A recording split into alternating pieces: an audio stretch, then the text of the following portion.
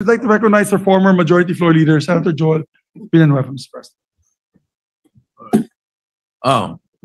Senator Joel Villanueva is recognized. Thank you, Mr. President. I was supposed to give a personal and collective privilege, but then, Mr. President, just to not belabor the issue anymore, because we have Senator Lacson who is set to deliver a privilege speech. May I just make a short manifestation, Mr. President, if I may?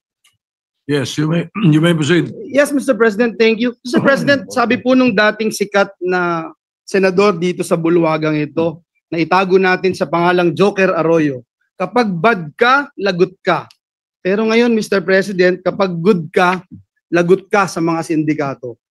Mr. President, ngayong araw pong ito, kaninang umaga, nagulat po ako nung meron pong kumaladkad sa pangalan natin tungkol po sa flood control project sa mahal nating lalawigang Bulacan. Uulitin ko at parang sirang plaka na po ako, Mr. President. Wala po ako kailanman naging flood control project. Hindi ko po sasabihin na I categorically deny this accusation. Dahil po may resibo po tayo. Meron po pwedeng i-verifika kung bakit ito nangyayari. Mr. President, noon pa man tayo ay lumalaban na against this flood control issues, Mr. President. 2023, I'm just not sure, Mr. President, kung ready na po yung staff natin para i-show yung video na since 2023 ay dito po sa mismong bulwagan na ito at sa mga committee hearings, binabanggit na po natin ito.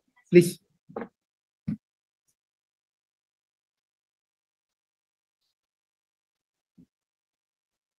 Please po.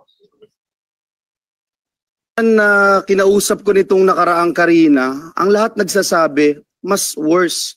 Yung dating hanggang bewang, lagpas tao na. Yung dating hindi binabaha, binabaha na. Hindi inaabot na bahay, binabaha na. So, I don't know how else to say this, Mr. Chairman. Yung 5,500 pala na programs, projects na natapos, na ipinagmalaki ng ating Pangulo noong SONA, ay patsi-patsi lang. Hindi rin nakatulong, tingin ko, Mr. Chairman, hindi nakatulong kasi patsi-patsi nga po eh. Sana ang hiling ko na lang po ay kahit na hindi po masisimulan next year, makita po natin talaga yung master plan para po meron ding confidence yung mga kababayan natin that it's really moving, Secretary. Kasi kung titingnan nyo po from last year tsaka this year, baka walang magsabing nag-improve talaga sa amin and I'm speaking from personal experience. Kinausap ko nitong Mr. President, noong pong time na yun, Mr. President, nagpunta po tayo sa Kalumpit kasama si Mayor Lem at si Governor Daniel Fernando. Binanggit po natin sa lahat ng news outlet na palpak talaga ang programa ng pamahalaan sa flood control. 2 years later, Mr. President, ang Pangulo ng Republika ng Pilipinas pumunta rin po doon sa the same town with the same mayor and with the same governor at sinabi rin po ng ating Pangulo, palpak nga ang flood control program ng pamahalaan. Mr. President, para po tayong sirang plaka, dito sa Senado paulit-ulit, 1.4 billion pesos ang budget ng gobyerno pero nasaan po itong flood control na ito? In the same year, Mr. President, kanina sa Kamara, sinasabi in the same year, may program daw po si Joel Villanueva. Wala pong ma-verify, wala pong ebidensya, wala pong resibo. Pero patuloy po itong tinatanong. Mr. President, sabi ng matatanda, kung sino yung lumalaban, siya yung gusto nilang tamaan ng mga sindikato. And if you can't convince them, confuse them. Binanggit din po yan ni Mayor Vico Soto. Mr. President, hinahanap pa ba natin ang mastermind? Dito rin po sa bulwagan na ito, Mr. President, unang nasabi yung binabanggit kahapon ni Senate President Escudero, a name that cannot be mentioned. Walang iba kung hindi si Dracula, na ginawang tagapagbantay ng Kamara doon po sa National Blood Bank natin. Ngayon, Mr. President, nasan po si Dracula? Bumaba daw po yung dugo. Bakit? Kulang na po ba ang supply ng dugo? Kaya sa iba na humahanap ng dugo si Dracula? Sino ba ang mastermind nito, Mr. President? Hindi po ba ganito rin po yung ginawa sa atin 2 years ago nung nilabanan natin yung People's Initiative na may mga script na pinababasa at basa, scripted lahat. Kahit walang ebidensya, i-contempt mo. Kahit walang ebidensya, ipako mo sa krus. Mr. President, hindi po tayo natatakot sa mga ganitong uri ng demolition job. Handa rin po tayong madungisan ang ating pangalan, mainsulto o batikusin kung ito naman po ang magliligtas sa ating mga kababayan at tundok sa anlibaha. Mr. President, let me put this on record. Alam ko po kung bakit lumabas ang pangalan ko. Kahapon ho, Ginoong Pangulo, and Senator JV and Senator Chis would attest to this. May hawak po ako ng mga affidavits ng mga taga-DPWH sa Bulacan. Pinakita ko po sa kanila at sabi ko, i-bring up ko po doon sa committee ni Senator Marcoleta. Hindi ko po ito nagawa sapagkat alam naman natin, Mr. President and Majority Leader Migs, alam natin yung nangyari kahapon. So we were preparing, I didn't get the chance to attend the committee hearing. Pero ang sabi ko nga po kay SP Chis kahapon at kay Senator JV, this is way too low. Assistant District Engineer.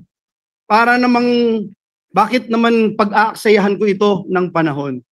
And then, ito nga po, lumabas bigla kahapon ang taong ito. And I'm not trying, Mr. President, na just to defend myself and hit this pawn, Mr. President. Kasi alam naman natin sinong may hawak dito. Kaya ang hiling ko po sa bulwagang ito, ang hiling ko rin sa ating Pangulo, alam ko na sincero po kayo. Alam ko po na masakit po sa inyo itong nangyayari. Pero klarong-klaro po sinong mastermind, Mr. President. Klarong-klaro po kung nasaan na si Dracula. Kung bakit bumaba ang kanyang dugo. Kasi hindi na ho malaman kung saan tatago yung bilyon-bilyon o trilyon-trilyong salapi. Hindi na alam kung saan kaya bumaba po yung dugo. At mismo si Dracula sinasabi hindi naman niya gagawin ito kung walang basbas ng amo niya. Sino ba ang amo niya, Mr. President? Sino ba ang naglagay sa kanya bilang tagapagbantay ng national budget? So yun lang po, Ginoong Pangulo, ang nais kong sabihin.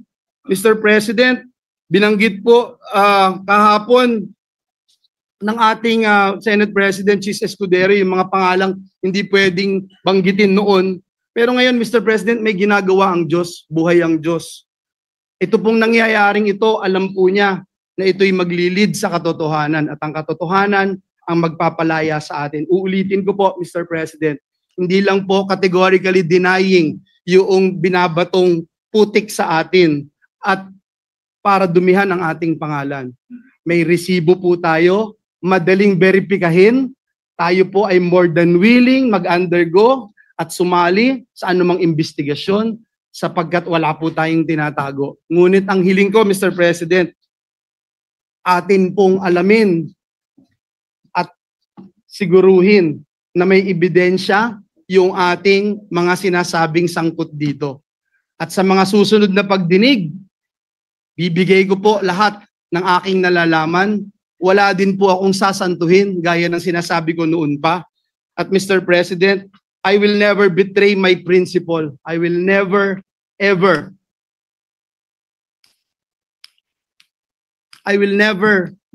Mr. President, destroy the name that was given to me by my parents, Mr. President, because it's priceless, Mr. President. The Bible says a good name should be chosen than great riches. Pinalaki po ako ng magulang ko na naniniwala ako sa langit at impyerno. Pinalaki po ako ng magulang ko na naniniwala ako that when you die here on earth, you will face your Creator and immediately into judgment. Pinalaki po ako ng magulang ko na sa impyerno, wala pong graduation. Kahit 1 bilyong taon, kahit 1 trilyong taon, pag ikaw ay nagkasala, pag ikaw ay pinarusahan ng Diyos, wala pong graduation doon. Mr. President, my duty has always been to serve our kababayans. Lalong-lalo na po ang mga kababayan kong Bulakenyo who suffer from flooding year after year. And that is where my focus remains, Mr. President. Finding real solutions, not engaging in black propaganda. Mr. President, I will not be distracted by lies. And instead, I affirm my commitment to the work that truly matters. serving our people with honesty and integrity. Maraming salamat po, Ginoong Pangulo. Majority Leader.